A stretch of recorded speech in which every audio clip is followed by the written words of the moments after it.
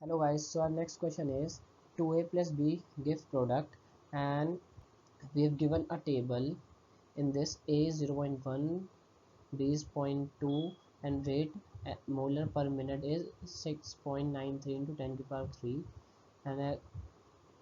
and we have given three values for a and b. When we have to find out when the time when concentration of a become high half. So we have to find the time when concentration for a become half. And option are 1, 20, 100 and 5. Okay, so the rate is equal to k, a ki power x and b ki power y. So let, in the first we have given 6.993 into 10 ki power minus 3, and there a is 0.1 and b is 0.20. So we will name this equation as equation number 1, and we will do the same for next rest of the two equation.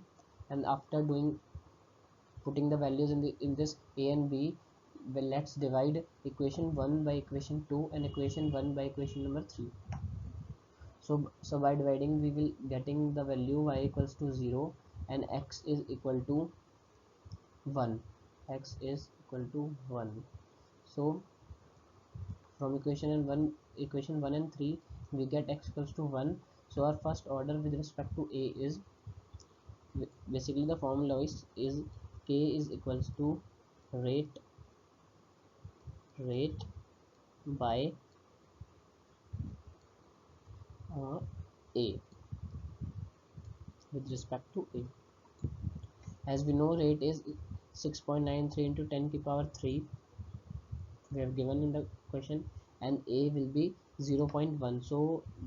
The so k will be 6.93 into 10 to the power minus 2, because this a will go above and converted into 10, and it will then the 3 become minus 2.